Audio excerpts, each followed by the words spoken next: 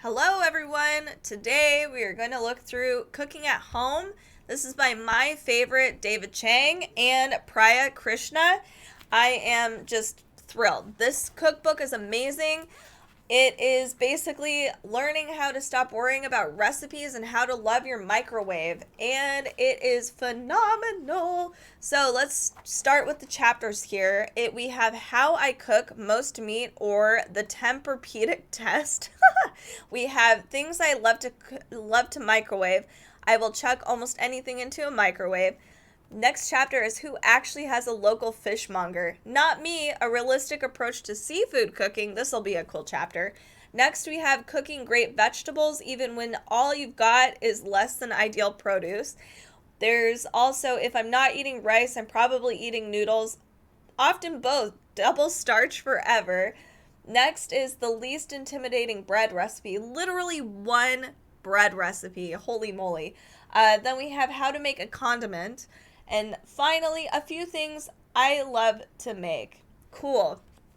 Very interesting cookbook. I feel like this is very food labby. This is a cookbook you're going to want to read from start to finish.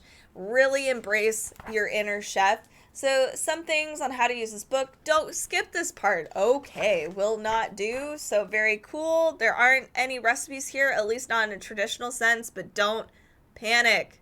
Cool. Okay. No recipes means no precise measurements or exact ingredients for the most part either, except for baking. But this is why we have this is a cookbook, not a baking book. The kind of cooking I learned at restaurants, you have to hit the bullseye, and anything else is a failure. Cooking at home, you don't need to hit the bullseye. You just need to hit the target. I love that. That's a great quote. All right. So don't obsess over the nitty gritty. Here they are, cooking in a kitchen, being awesome, because I love them both. These guys are so much fun, and David Chang is one of my favorite people in the entire world. I love his stuff. I love his approach to food. Science says don't follow a recipe. I agree with this, to be perfectly honest. And then also food safety. Very important. You don't just throw a chicken in a microwave. I wouldn't throw a chicken in a microwave, by the way, but if you do, no judgment. You just don't want to, you want to make sure you're safe with all your food. So here we go. We learn about the different cuts of meat. I need this. And it's just very explained. Okay, don't worry. There are actual photos. So here's a pho recipe. We also go into other things like here's an egg drop soup. And as you can see here, it's kind of, it's not all over the place, but it's like, here, have a few cups of brisket broth with salt if needed, a handful of rice cakes, and some scallions. Those are literally the instructions and the ingredient list. And it's really up to you. You know, if you want more scallions, add some more scallions. I like this because we're all different cooks in the kitchen. We all have different preferences with flavors.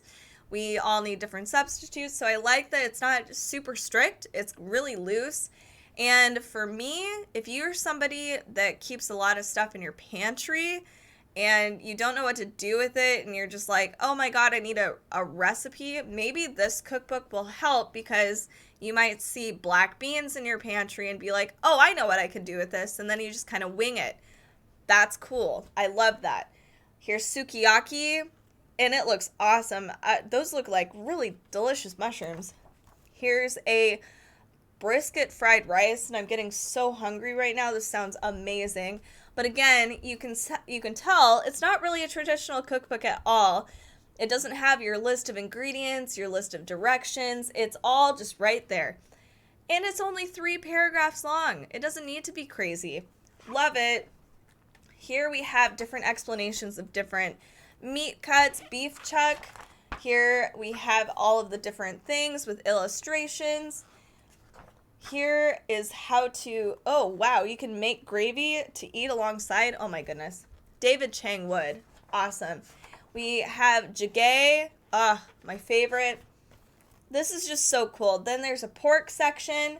Let's move on a little further. Here we have build a better marinade. Ooh. I love, oh my God, there's so many different questions here. So if you're asking questions on how to make your own marinade. This is perfect. Here's rules for marinating meat. There are none. I love it. That's so fun. Okay, here we go. Here's some awesome photos again of things that you can make. And again, wing it. Have fun. Play in the kitchen. Another great use for thinly sliced meat, shabu shabu. I love buying shabu shabu at the store. I don't know. You can ask your butcher actually, or the grocery store. You can ask them to slice your meat really thin. They'll do it for you, I think for a price. But it's super awesome. You can marinate it. You throw it on a pan and yeah, you're done. And it takes no time at all. It's perfect for weekdays.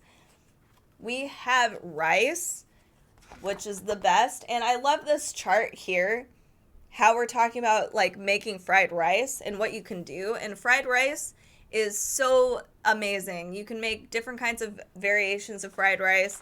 You can make rice bowls. I think that's kind of like a fried rice too, if you really wanted it to be. Chicken thighs. Here we go. Cooking great vegetables. Perfect. We would eat more vegetables if we actually, knew how to cook them properly. Here we have a raw method. Here's cooking corn in corn, but we have a raw method. Here we go. More photos. Let's move on a little further. What can't button mushrooms do? This is a really extensive vegetable section. I really like it.